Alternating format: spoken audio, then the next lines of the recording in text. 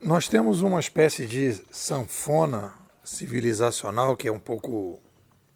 Demorei para chegar nessa conclusão, que é o seguinte: o aumento populacional leva a uma necessidade de massificação. Isso é meio simples de explicar, porque se você tem muita gente, você não pode, as ferramentas produtivas que você tem, né, não consegue distinguir. Você tem que aumentar a produtividade, você tem que produzir mais coisas, e aí você vai precisando de alguma forma reduzir a taxa de personalização, porque a pessoa tem que, cara, bota qualquer sapato, bota qualquer calça, bota qualquer camisa, porque é o que tem. Então a gente vai para uma tendência de massificação. Essa massificação precisa reduzir a taxa de personalização das pessoas. E aí, naturalmente, isso aí é uma coisa que a gente vai ter que estudar, aprofundar, acompanhar no tempo, etc. e tal. Naturalmente aparecem mídias, né, que ajudam nessa massificação.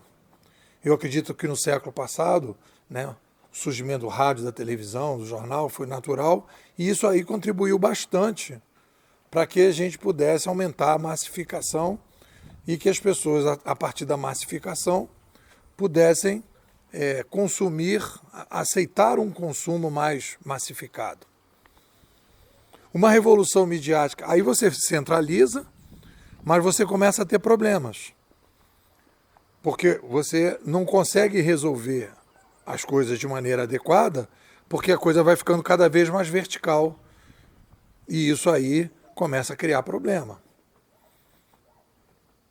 Quando a gente faz uma revolução midiática civilizacional, como é o caso agora, e uma revolução, não a chegada dos meios eletrônicos é uma evolução.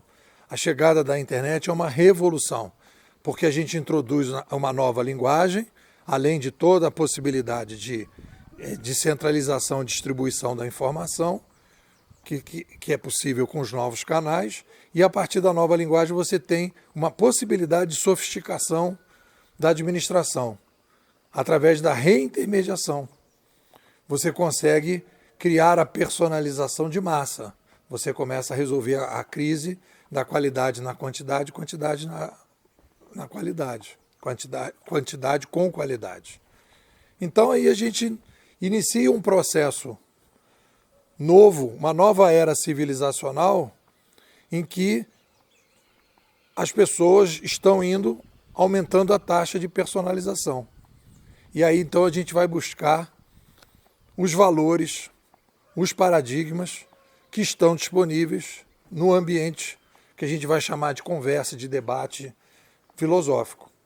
A filosofia é uma ferramenta humana, como diz a nossa querida Titi Ayn Rand. A filosofia é uma ferramenta para o ser humano tomar decisões. Ela diz uma coisa fundamental, que é: a espécie humana não é automática que nem as plantas e os animais, os outros animais, as outras espécies. Nós somos uma espécie que precisa tomar decisões para sobreviver. E aí se cria a filosofia, e eu já brinquei isso, se tiver uma outra tecnoespécie no mundo que eu digo no universo, com certeza ela tem em alguma coisa ali algum espaço para o debate filosófico.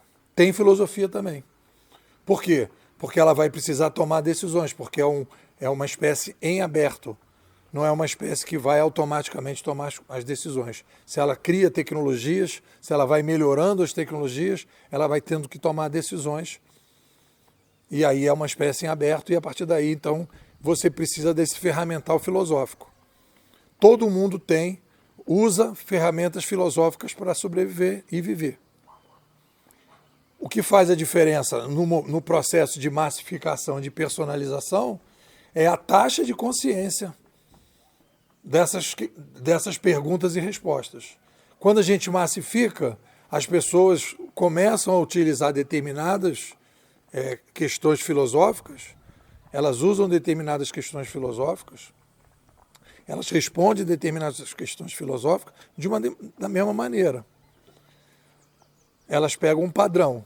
No momento que a gente começa a viver uma outra etapa, em que a gente começa uma nova civilização, a gente reabre as perguntas filosóficas e começa a aumentar a taxa de consciência das perguntas e das respostas. É por isso que você vê cada vez mais o papo filosófico rolando, pessoas fazendo palestras sobre filosofia, empresas contratando filósofos ou bacharéis em filosofia, porque existe a diferença entre professor de filosofia, bacharel em filosofia, conhecedor de história de filosofia e filósofos, né? São coisas diferentes.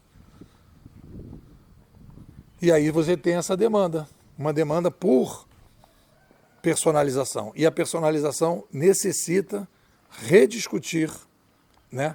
Voltar às perguntas estruturantes e começar a responder de maneira diferente, dar novas respostas progressivas. E é por isso que então a gente tem um boom filosófico no início das revoluções civilizacionais, que é o início da Renascença.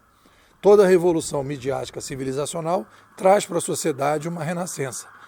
Qual é o grande objetivo de tudo isso? As pessoas precisam ajudar, tomar consciência para que se possam ajudar nas decisões da complexidade demográfica. Você aumenta a população, você tem cada vez mais decisões a serem tomadas, e quando você centraliza essas decisões, as decisões começam a ficar ruins. Elas começam a baixar a taxa de qualidade dessas decisões.